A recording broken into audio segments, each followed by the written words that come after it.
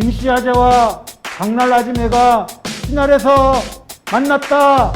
서로 연대하며 살아가는 사람들의 이야기. 신할을 시작합니다. 진실하고 은혜로운 세상을 향한 노동자와 민주시민의 힘찬 몸부림 사회연대TV 신할과 함께하시죠. 신할 파이팅! 네, 오늘 방송의 두 번째 섹션입니다. 시사의 맥이라고 이미 지난주에 우리가 1회차 방송에서 다뤘습니다. 검찰과 언론의 반역사적 행태에 대해서 다시 이어서 이야기를 해보는 시간을 가지도록 하겠습니다. 오늘도 지난 방송에서 나왔던 김야막 선생님을 모시도록 하겠습니다. 김야막 선생님, 어서 오십시오. 네, 반갑습니다. 지난 1회차 방송은 좀 많이 딱딱하게 진행하는 것 같아요. 저도 마찬가지고 오늘은 좀 자연스럽게 진행을 좀 부탁드리겠습니다. 네, 사람이 얼굴이 나오지 않는 상태에서 하려니까 저도 조금 경직될 수밖에 없었는데요. 네, 오늘 하여튼 자연스럽게 진행될 수 있도록 노력하도록 하겠습니다.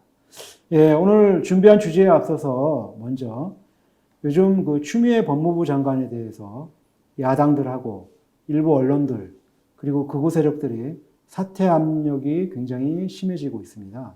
도대체 이게 어떻게 된 영문인 거죠? 글쎄, 요즘 뭐가 보수신문들이 뭐 추미애 장관이나 이런 거 보도하는 그 행태를 보면은 뭐 추미애 세 자녀 모두 특혜어요. 가재, 붕어, 개구리는 기가 막힌다. 뭐 이런 식도 있고 뭐 또 추미애 고발 쌓였는데 뭐 윤석열, 나경원 선택적 수사하나 뭐 이런 식으로 아주 그냥 그 사실을 호도하고 있는 경우가 많은데 뭐 이런 요즘 벌어지고 있는 장면들도 지난번에 그 말씀드렸던 그 검찰 개혁을 망쳐버리는 사건들의 형태와 대동소이하다고 보시면 됩니다.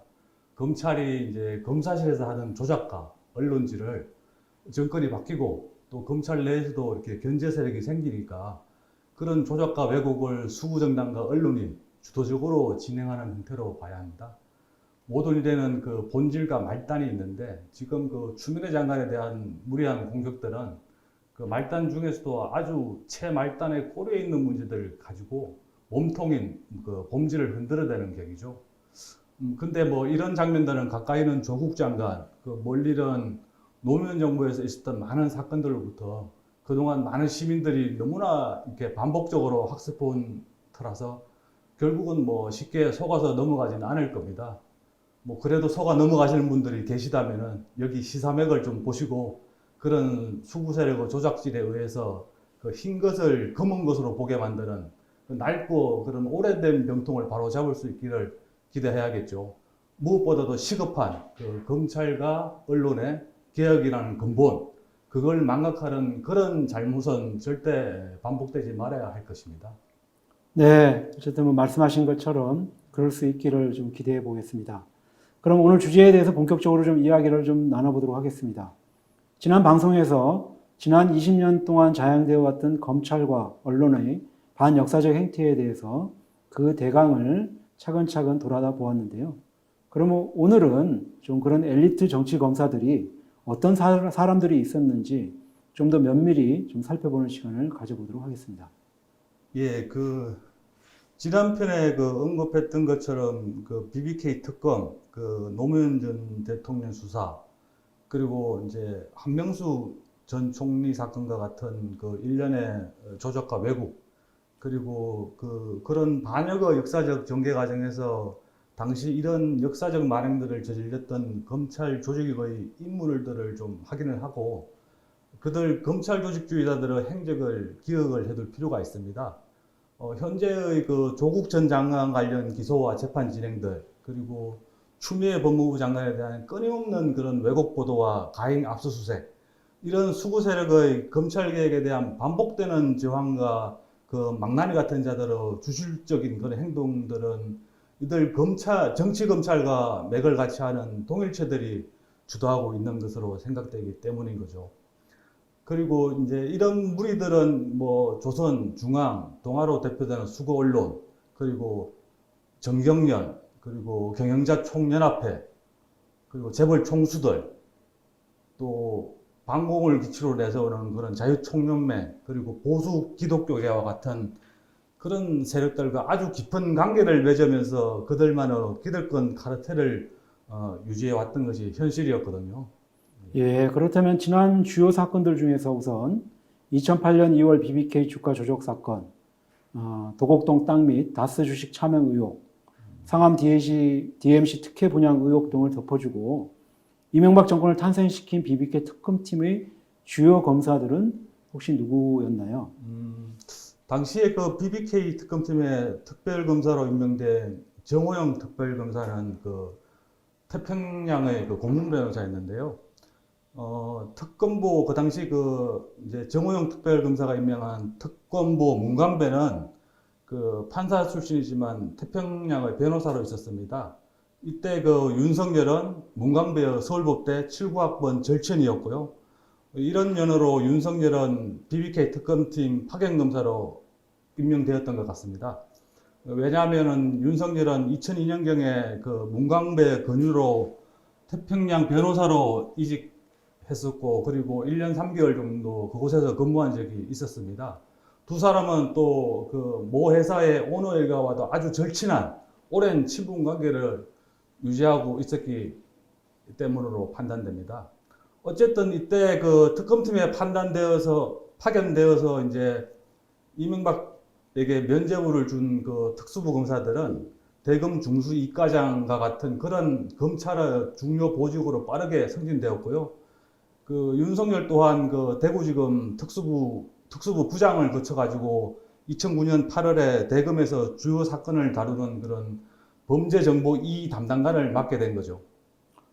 그러면 지금 윤석열 총장은 이명박 정권 탄생에 혁혁한 공로를 세워서 이명박 정권 때 상당히 좀 좋은 자리를 영전하게 됐다. 뭐 이렇게 좀 볼 수 있겠네요.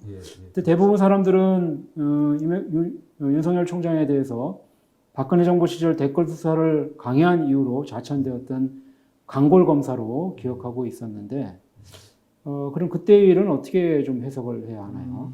그거는 그 우선 그 이명박과 박근혜의 이제 권력 분화나 그 대결 구도로 해석을 해서 이명박 라인의 검사가 박근혜 라인의 그런 권력들에게 저항했다고 볼 수 있는데, 얼마 전 그 한 국회의원이 어느 정부가 검찰의 독립성을 가장 잘 보장해 줬냐라는 그런 질문을 한 적이 있었는데, 그때 이제 윤석열이 MB 정부가 가장 쿨했다, 뭐 이런 아주 명확하게 답변하는 태도로 헤아려 본다면은 그런 해석이 거의 맞을 거예요.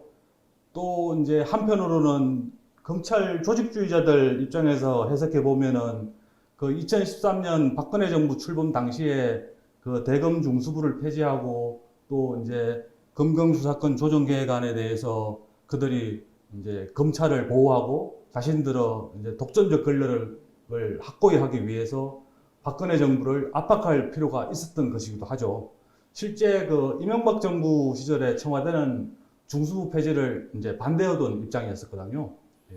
그러면 박근혜 정부가 그 당시 뭐 연유야 어쨌든 간에 중수부를 폐지한 거는 뭐 실제 일종의 무늬만 폐지한 것이었지만 검찰주의자들에게는 상당히 그것이 좀 불편했던 것이 사실인 것 같고, 그런 걸로 인해서 윤석열 등 검찰 조직주의자들 입장에서는 박근혜 정부에게 좀 저항하는 모습으로 나타날 수밖에 없었던 걸로 해석을 해야 되는 거네요. 예, 그렇게 해석할 수 있죠. 예.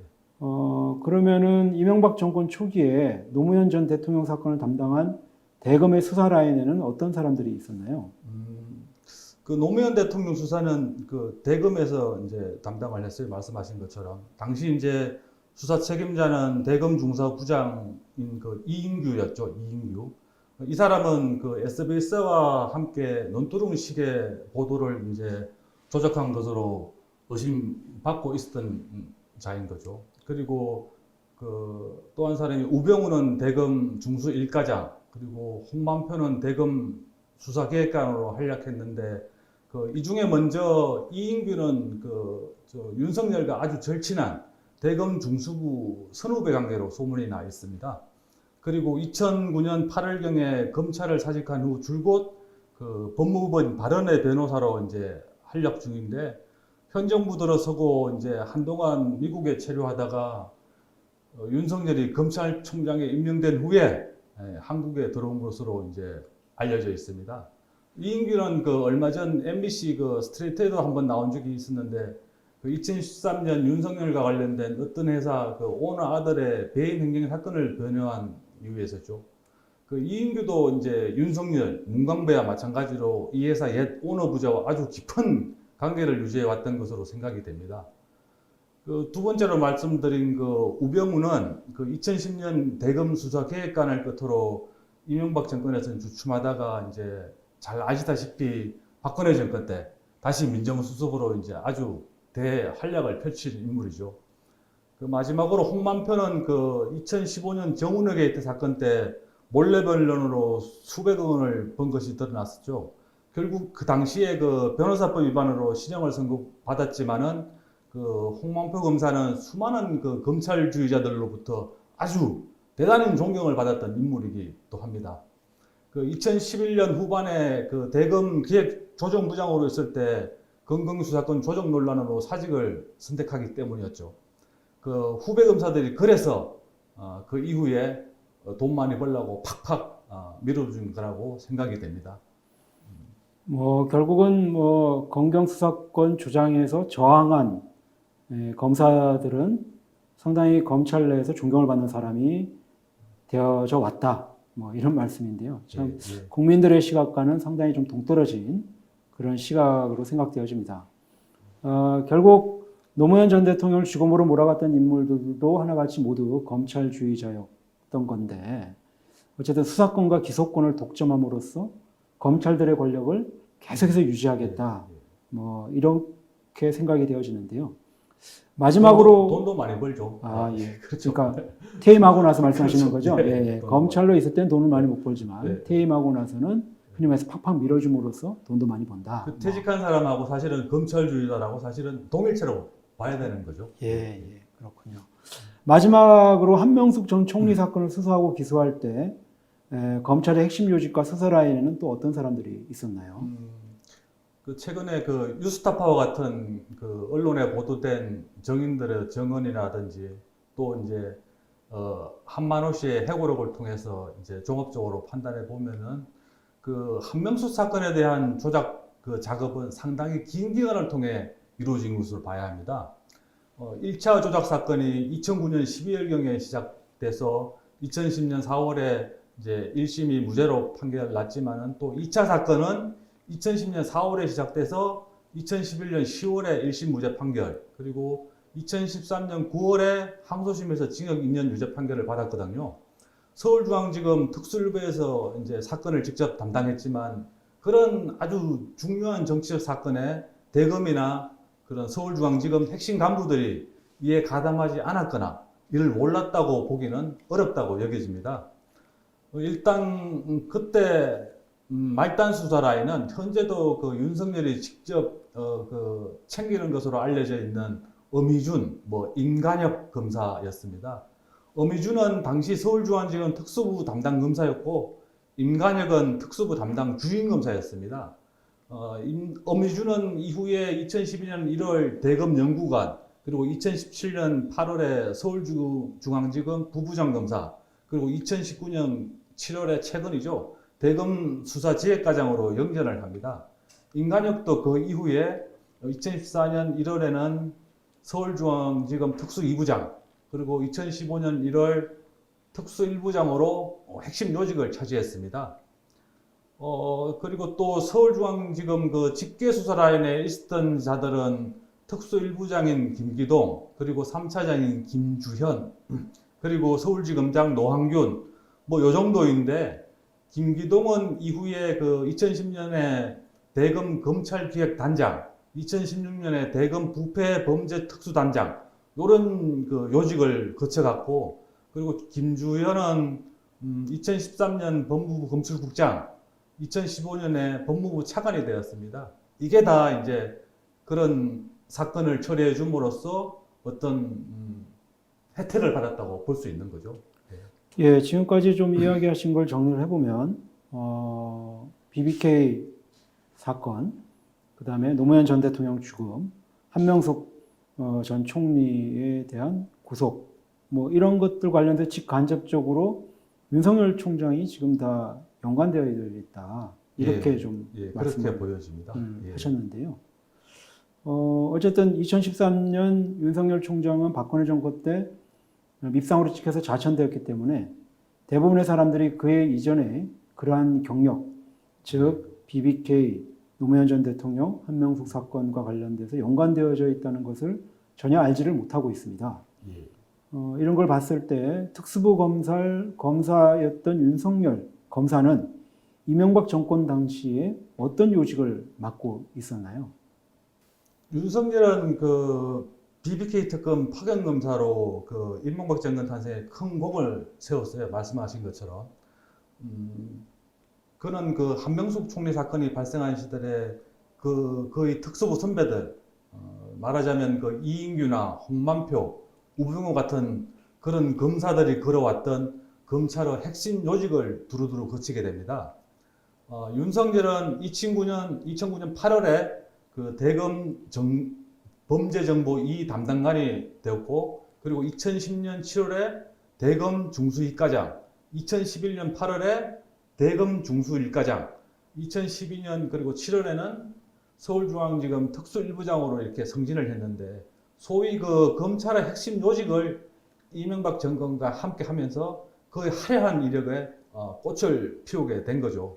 실제 이 당시에 윤석열 검사를 목격한 그 주변 사람들의 증언에 의하더라도 그 대검 중수부와 서울중앙지검 그 특수부장 시절에 그 덩치 큰 그 검사의 위풍은 한눈에 봐도 그 위세를 느낄 수 있었다고 하더라고요.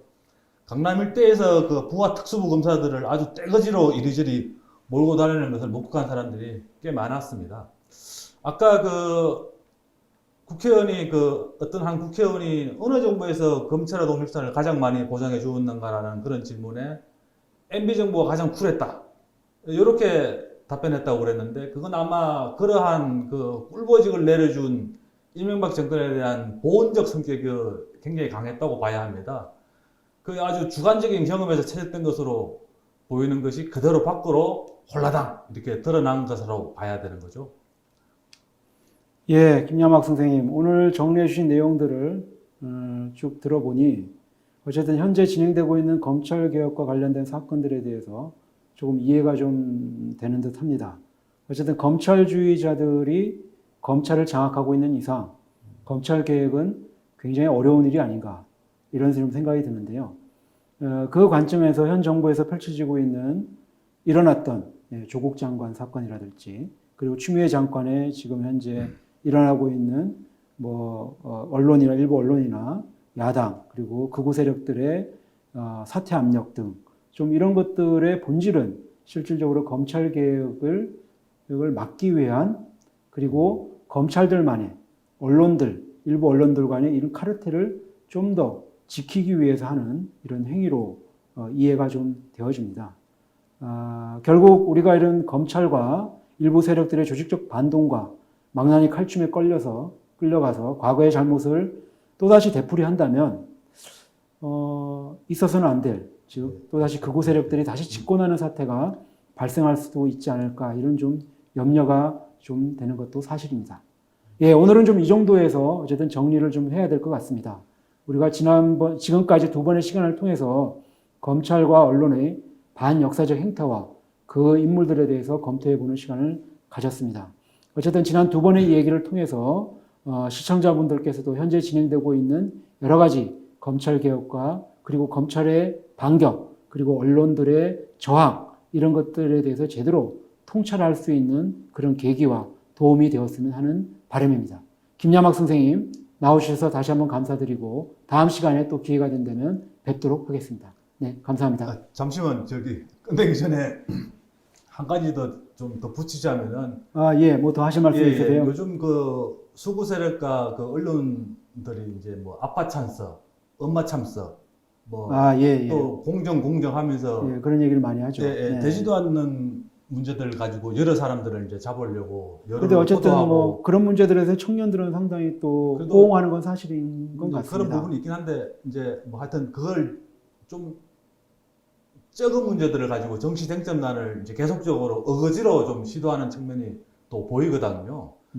그래서 뭐 하여튼 이 유튜브 방송을 듣는 분들께서는 그런 문제도 뭐 보다도 우리 사회의 좀 더 이제 구조적인 문제에 좀 관심을 가지고 그리고 이제 이러한 일어나는 현상들을 바라봐 주셨으면 하는 거죠. 뭐 자산 소유나 소득 또 노동과 자본 간의 권력 불균에서 오는 우리 사회의 불평등과 또 그로 인한 불공정 이런 데 관심을 가지고 우리가 함께 세상을 바라본다면 훨씬 더 이제 유의미한 논의나 논쟁의 방향으로 나갈 수 있을 듯 하는 거죠. 네, 하여튼 뭐 김양학 선생님이 하실 말씀이 아직 많이 좀 남은 것 같은데요. 예, 시간 관계상 오늘은 이 정도로 좀 마무리를 하고요. 다음에 또 기회가 된다면 저희가 말씀하셨던 정말 공정이란 무엇인가 그리고 현재 불평등 뭐 이런 문제들에 대해서 다시 한번 다뤄보는 시간을 한번 가지도록 하겠습니다. 지금까지 사회연대TV 신할 2부 김씨의 시사의 맥이었습니다. 사회연대TV 신할 구독과 좋아요 부탁드리겠습니다. 감사합니다. 잠깐만 중간에 끊어 먹었어. 왜 일부러 잘라 먹었어? 아니, 똑같은 게 계속 반복돼. 그게. 아니 그거 아니 이게 똑같은 거야. 중요한 내용인데 그거 잠깐만. 아니 그게 여기 다 끊어 먹으면 어떡해? 7, 8, 좋아요.